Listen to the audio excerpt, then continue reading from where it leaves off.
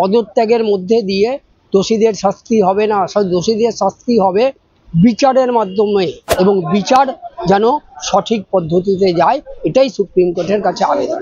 কোনো রকম রাজনীতি ছাড়া আমরা এগিয়ে যাচ্ছি, সেতে দেখে সরকার ভীষণ রকমই ভীত যে মেয়েদের সিকিউরিটি দেওয়ার জন্য ছেলেদের দরকার হয়। তাহলে আপনারা স্বীকার করছেন যে আপনার রাজ্যে মেয়েরা সুরক্ষিত নয়। ব্যবহার বরাবরই ভীষণ খারাপ, প্রচন্ড খারাপ ব্যবহার। 4-5টা বাউন্সার নিয়ে ঘুরতো, এত প্রাণে কিসের ভয় ভগবান জানে।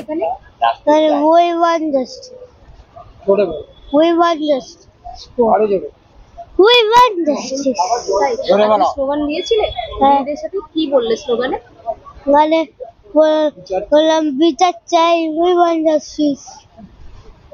এই যে এতদিন ধরে দাদাদিরা এখানে বসে রয়েছে, বিচারের জন্য স্লোগান দিচ্ছে, কষ্ট করছে রোদে বৃষ্টিতে, তুমি পরেও আসবে দাদাদের সাথে কথা বলতে, সাপোর্ট করতে? কি চাইছো তুমি? বিচার, দোষীদের শাস্তি চাই, দোষীদের শাস্তি চাই, দিদির বিচার চাই। কি মনে হচ্ছে, কি বুঝলে তুমি? এই যে এতদিন ধরে তিলোত্তমার জন্য বিচার পথে নামছে, সবাই সাপোর্ট করছে, কি বুঝলে তুমি? টিভিতে দেখছো, না দেখছো বলো, বিচার হবে, বিচার হবে, বিচার হবে, চাই বিচার। দুষ্ট লোকরা শাস্তি পাবে? হ্যাঁ হবে। স্কুল যাওনি আজকে?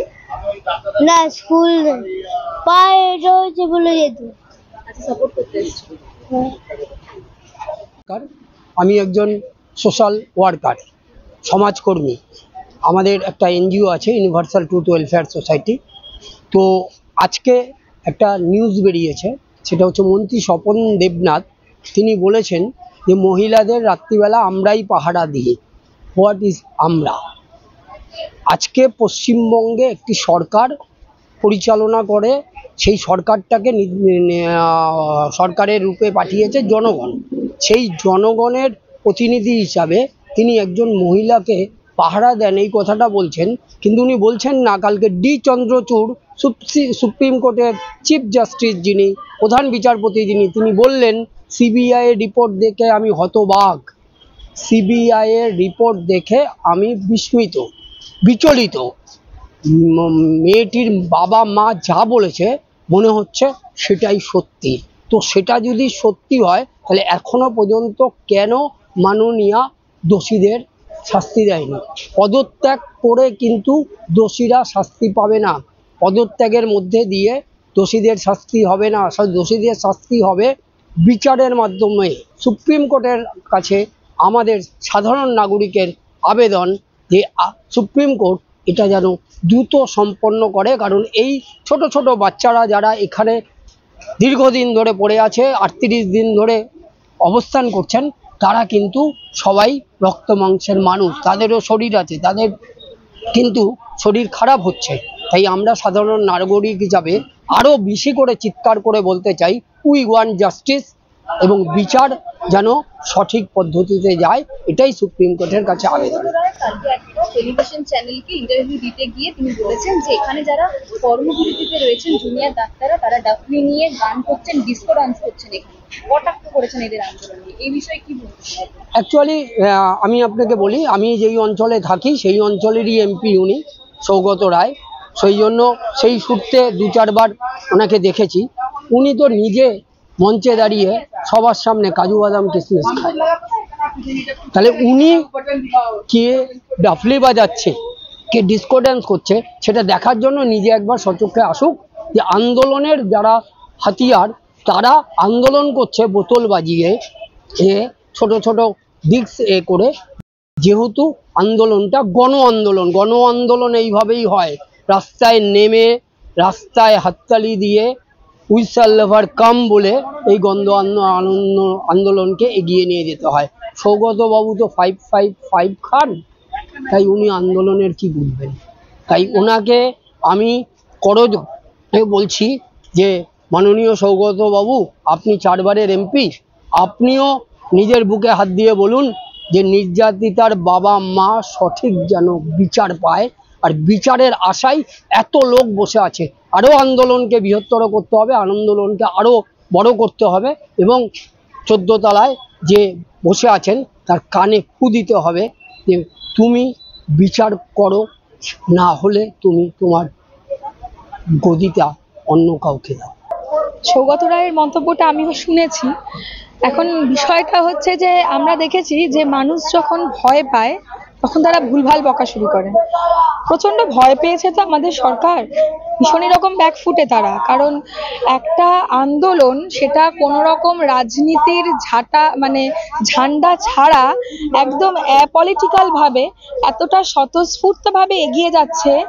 কিছু নৈতিক দাবির জন্য যে আন্দোলন এতটা স্বতঃস্ফূর্তভাবে কোনো রকম রাজনীতি ছাড়া আমরা এগিয়ে যাচ্ছি, সেতে দেখে সরকার ভীষণ রকমই ভীত এবং ভয় পেয়ে তারা এই সমস্ত ভুলভাল বকা শুরু করেছে। পাশাপাশি শাসক দলের যে নেতা মন্ত্রীরা রয়েছেন তারা মন্তব্য করছেন যে মেয়েরা বিচারের জন্য রাতে বেরোচ্ছেন, ওদেরকে তো সেফটি আমরাই দিচ্ছি। কিংবা এটা বলছেন অনেকে, গ্রন্থকার মন্ত্রী যিনি রয়েছেন উনি বলছেন যে মমতা বন্দ্যোপাধ্যায়ের নামটা যেহেতু একটা ওনার ফেম রয়েছে, সেই ফেমটাকে কোনোভাবে আঘাত করার জন্য এইভাবে বিচারে নামা হচ্ছে, স্লোগানিং করা হচ্ছে ওনার বিরুদ্ধে। কি বলবেন আপনি?